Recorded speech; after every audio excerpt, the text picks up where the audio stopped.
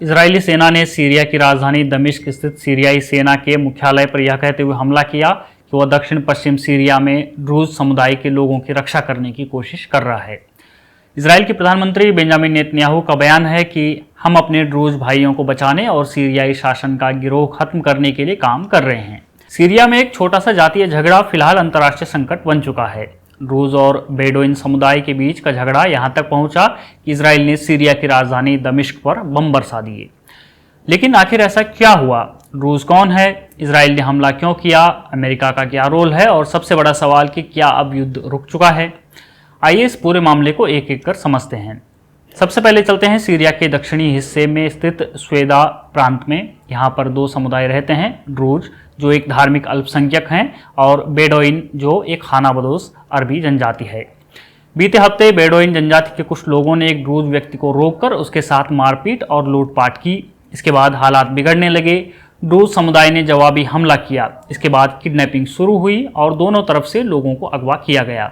बंदूकें बाहर निकली, सड़कों पर हथियारबंद गुट उतर आए। ड्रूज समुदाय इस हिंसा से ज़्यादा नुकसान झेल रहा था, लेकिन असल कहानी तब शुरू हुई जब सीरियाई सेना ने इलाके में दखल दी।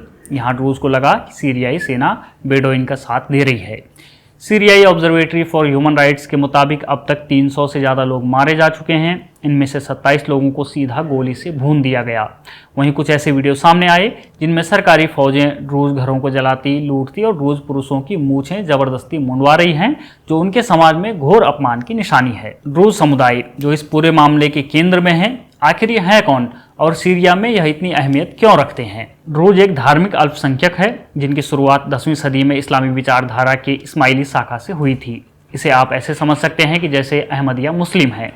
आज दुनिया भर में करीब 10 लाख ड्रूज हैं, जिनमें से 5 लाख से ज़्यादा सीरिया में रहते हैं। ये लोग अपने समुदाय, पहचान और आत्मसम्मान के लिए जाने जाते हैं।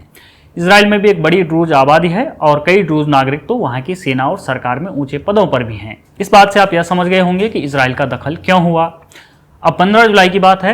इजरायली प्रधानमंत्री के दफ्तर से एक बयान आता है, हम सीरिया में ड्रूज लोगों को नुकसान नहीं होने देंगे। हमारे देश के ड्रूज नागरिक और सीरिया के ड्रूज हमारे भाई जैसे हैं। इसके कुछ घंटे बाद इजराइल ने सीरियाई सेना पर हवाई हमला किया। सुवेदा में कई सैन्य ठिकाने तबाह कर दिए गए। इजराइल के रक्षा मंत्री कांत ने कहा, हम रूस के खिलाफ हो रही हिंसा बर्दाश्त नहीं करेंगे और खामोश नहीं बैठेंगे। हालांकि यहाँ एक सवाल उठा कि क्या सच में इजराइल ने रूस की मदद करने के लिए सीरिया पर हमला किया? आलोचक इस बात से इनकार करते हैं। उनका कहना है कि इजराइल सीरिया की नई सरकार को कमजोर करना चाहता है। वह गोलान हाइट्स बॉर्डर पर एक बफर जोन बनाना चाहता है ताकि अपनी सुरक्षा पक्की कर सके। सीरिया की असद सरकार गिरने के बाद इजराइल ने सैकड़ों बार सीरियाई इलाकों पर हमले किए हैं, यह कहकर कि सीरिया में जो हथियार हैं वह आतंकियों के पास न जाएं। यह इजराइल के आलोचकों का मानना है। बहरहाल 14 जुलाई से इजराइल ने हमलों की रफ्तार बढ़ा दी थी। सीरियाई टैंकों पर हमले, दर्जनों ड्रोन स्ट्राइक और इसमें कई सैनिकों का मारा जाना। इसके बाद 17 जुलाई को बड़ा हमला किया गया। इजराइल ने दमिश्क में सीरियाई रक्षा मंत्रालय के मुख्यालय को निशाना बनाया। एक वीडियो वायरल भी हुआ जिसमें एक न्यूज़ एंकर लाइव थी, तभी बम गिरा और वो वहाँ से भागती नजर आई। बहरहाल हमला चल ही रहा था कि यहाँ अमेरिका की एंट्री हो जाती है और सीज फायर का ऐलान हो जाता है। यूएस के secretary of state Marco Rubio x पर लिखते हैं, हमने ऐसे कदमों पर सहमति बनाई है जो इस डरावनी स्थिति को आज रात खत्म कर देंगे। इसके बाद सीरियाई सेना ने ऐलान किया कि वो स्वेदा से पीछे हट रही है। सरकार और ड्रूज नेताओं ने सीज फायर की घोषणा की। दोनों के बीच यह तय हुआ कि सभी सैन्य गतिविधियों पर तुरंत रोक लगे। एक संयुक्त कमेटी बनेगी जो ड्रूज और सरकार के लोगों से मिलकर बनी होगी और इस कमेटी की जिम्मेदारी होगी शांति बनाए रखना। सीरिया के अंतरिम राष्ट्रपति अहमद अल शरा ने भी यही कहा कि हम ड्रूज लोगों की रक्षा करेंगे। हमें युद्ध से डर नहीं लगता, लेकिन हम तबाही नहीं चाहते। अब सवाल यह है कि क्या यह एक अस्थायी ठहराव है या एक और बड़े युद्ध की शुरुआत? क्या इजराइल की मंशा सिर्फ रूस की मदद है या अपने अस्तित्व की चिंता या फिर अपने हित साध रहा है? और क्या अमेरिका सच में शांति लाना चाहता है या वह भी अपने दांव चल रहा है?